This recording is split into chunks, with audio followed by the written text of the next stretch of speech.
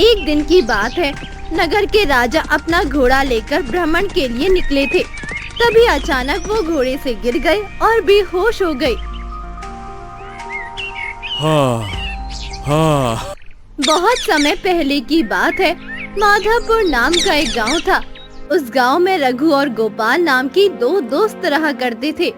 दोनों सच्चे मित्र थे, इसीलिए पूरे गांव में उनकी दोस्ती की मिसाल दी जाती थी। एक और रघु गरीब किसान का बेटा था, तो वहीं गोपाल के पिता धनी व्यापारी थे। अरे बेटा, क्या तुम्हें पूरे गांव में दोस्ती करने के लिए कोई और नहीं मिला क्या? अरे इस गरीब से दोस्ती करने के लिए किसने कहा था? जब देखो तब इसे अपने घर ले आते हो, हैं?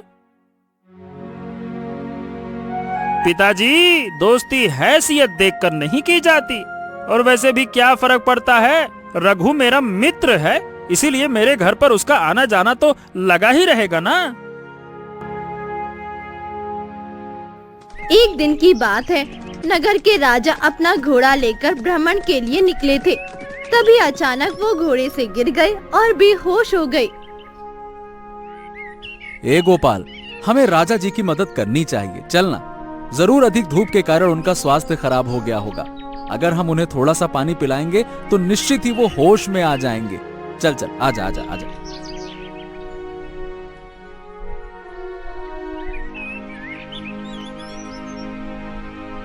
ए रघु, मुझे तो डर लग रहा है, कहीं राजा जी हमको गलत ना समझ लें कि हम इनको मारने वाले हैं। देख, मेरा तो ये कहना है कि हमारा यहाँ बैठना ठीक नहीं है, चलते हैं यहाँ से। देख गोपाल, ये राजा हो या कोई और, हमें इनकी मदद करनी चाहिए।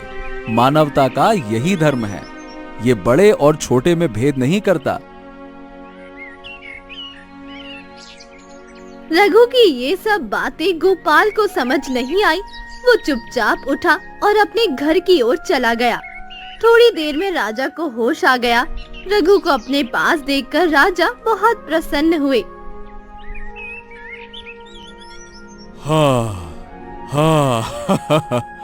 तुम्हारा बहुत बहुत धन्यवाद कि तुमने हमारी जान बचाई।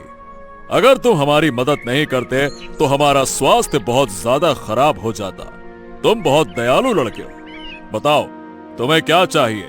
हम तुम्हारी सारी इच्छा पूरी करेंगे। बोलो।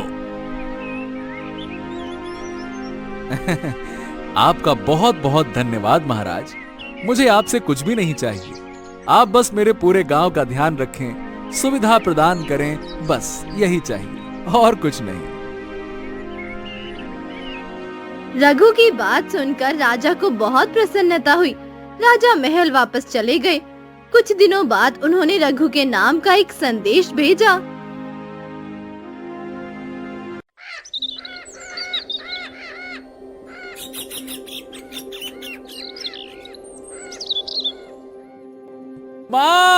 माँ अरे माँ, देखो, महाराज ने मुझे संदेश भेजा है।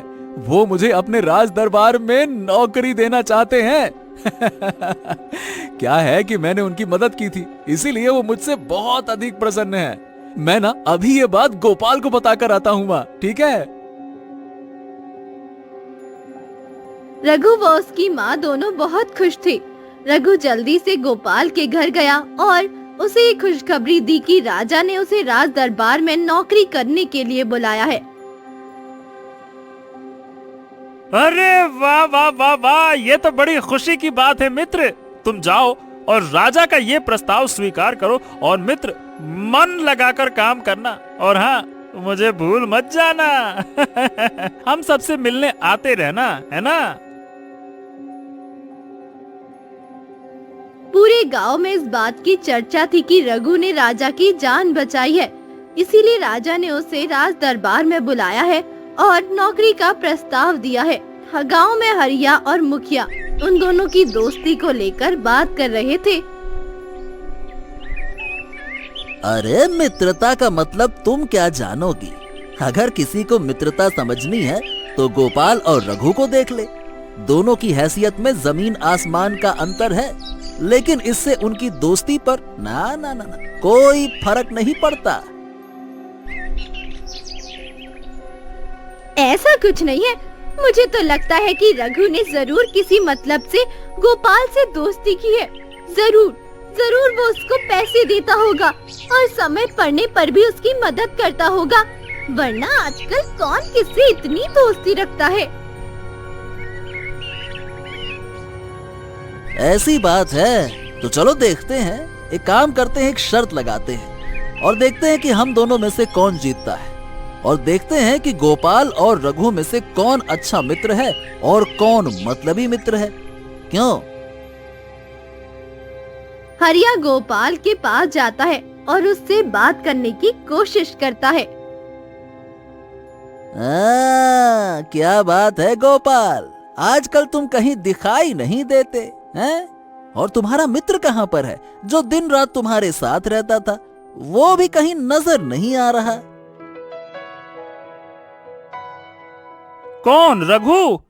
अरे हाँ, रघु को राजा ने अपने दरबार में नौकरी दे दी है ना, इसीलिए वो अपनी नौकरी में व्यस्त रहता है।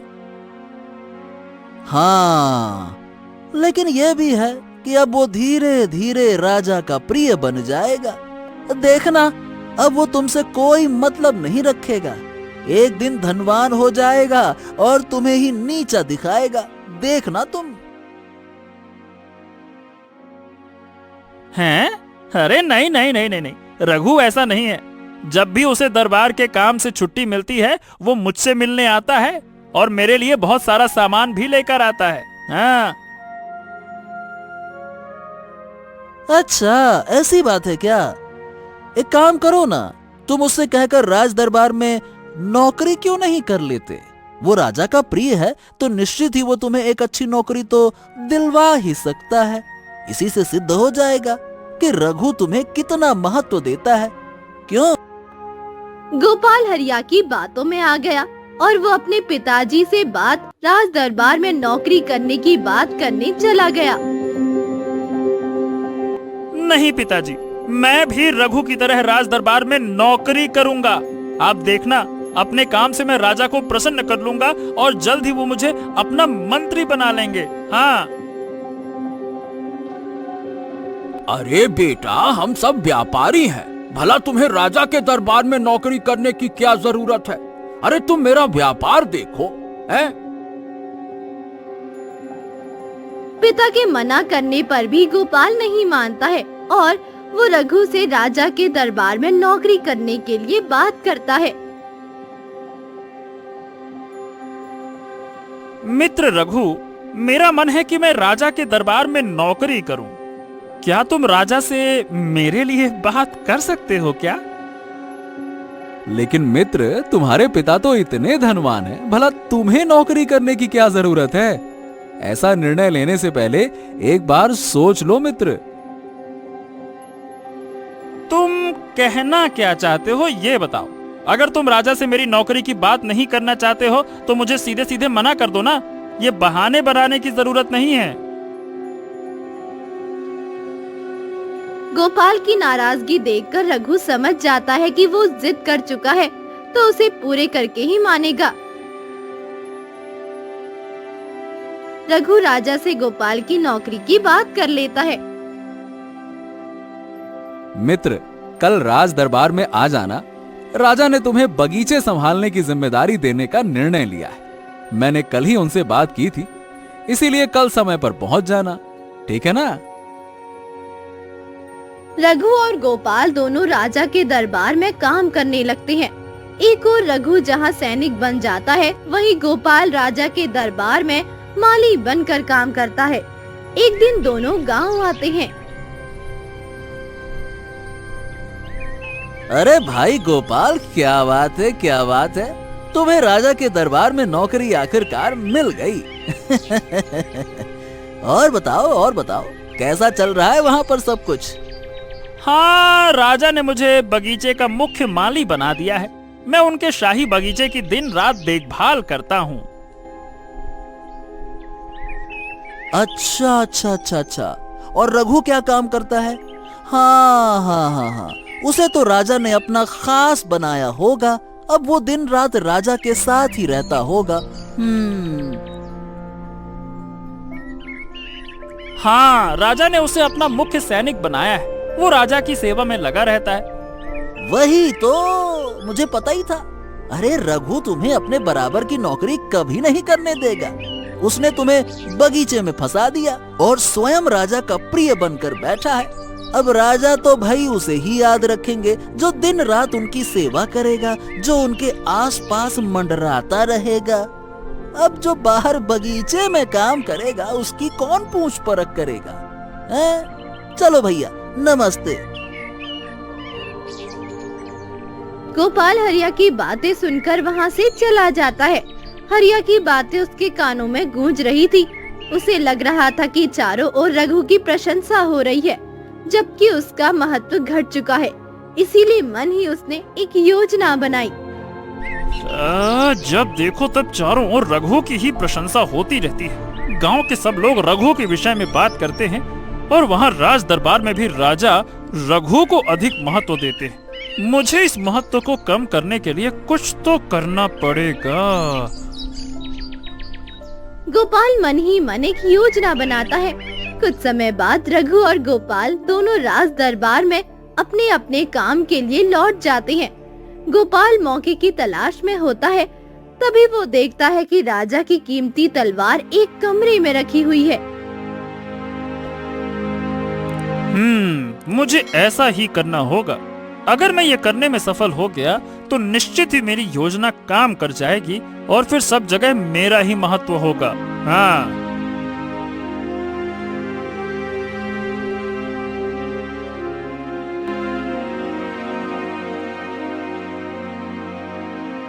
मित्र, मैंने देखा है कि उस कमरे में राजा की एक बहुत ही शानदार तलवार रखी है। चलो उसे देख कर आते हैं। बहुत शानदार तलवार है, कम से कम उसे एक बार छूना चाहिए। क्यों मित्र, चलें? क्या? नहीं नहीं नहीं नहीं नहीं, ऐसा करने से अगर किसी सैनिक ने हमें देख लिया तो हम दोनों फंस सकते हैं। ये कार्य करना बिल्कुल उचित नहीं है।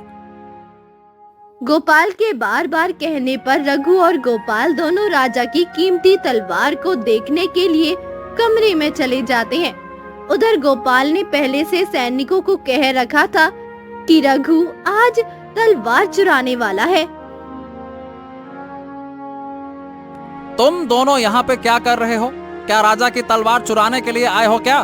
चलो चलो मेरे साथ राज दरबार में चलो चलो। नहीं नहीं नहीं नहीं नहीं, हम तो बस तलवार को देखने के लिए आए थे, चोरी करने के लिए नहीं आए थे। पकड़े जाने पर झूठ मत बोलो। मैं तुम्हें राजा के दरबार में ले चलता हूँ, तुम्हें वहीं दंड मिलेगा। चलो। रघु के पास कोई और रास्ता नहीं था। ठीक है, लेकिन राजा के दरबार में केवल मैं चलूंगा। मेरे मित्र का इसमें कोई दोष नहीं है, तुम इसे जाने दो। ये मेरी ही योजना थी कि हम राजा के तलवार को देखने आए। रघु को राजा के सैनिक तलवार की चोरी करने के प्रयास में राजा के सामने लेकर जाते हैं। रघु की बातें सुनकर गोपाल की आंखों में आंसू आ जाते हैं। ये मैंने क्या कर दिया?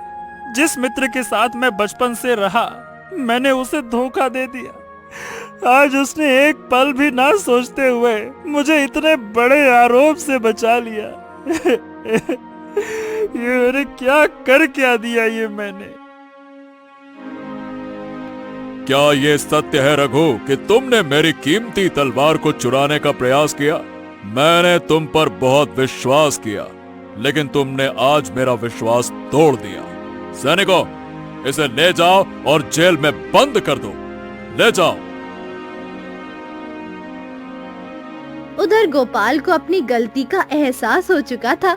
वो भागते हुए राजा के दरबार में आया और सबके सामने रोने लगा।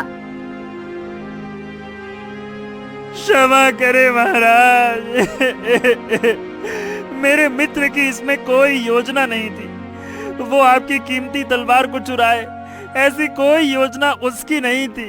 ये सब मेरा दोष है महाराज, मेरा।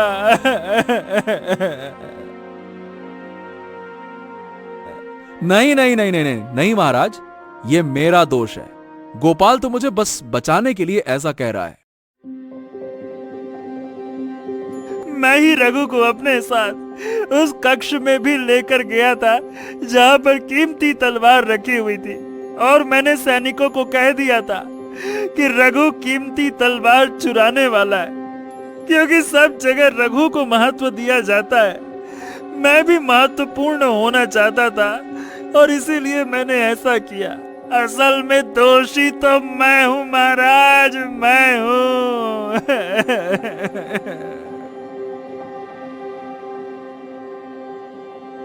नहीं नहीं नहीं नहीं गोपाल, तुम ऐसा नहीं कर सकते। मैं जानता हूं, जरूर तुम मुझे बचाना चाहते हो, इसीलिए ऐसा कर रहे हो। तुम ऐसा कर ही नहीं सकते। महाराज, आप मुझे दंड दीजिए। मैंने रघु के विरुद्ध योजना बनाई। राजा को समझ नहीं आ रहा था कि कौन सच बोल रहा है और कौन झूठ। राजा ने उस सैनिक को बुलाया जिसे गोपाल ने ये सूचना दी थी कि तलवार रघु चुराने वाला है। ये सत्य है महाराज। थोड़ी देर पहले गोपाल मेरे पास आया था और उसने मुझे ये सूचना दी थी कि रघु कीमती तलवार चुराने वाला है। मैं वहां पहुंचा तो सचमुच गोपाल और रघु वहां थे। मैं समझ गया हूं। रघु के महत्व को देखकर गोपाल के मन में जलन होने लगी थी, इसीलिए उसने रघु के विरुद्ध ये योजना बनाई। लेकिन आखिरकार रघु व गोपाल की मित्रता जीत गई। गोपाल को जब अपनी गलती का एहसास हुआ तो उसने तुरंत स्वीकार कर लिया, और तुम दोनों की मित्रता देखकर हम तो भाई बहुत प्रसन्न हो गए।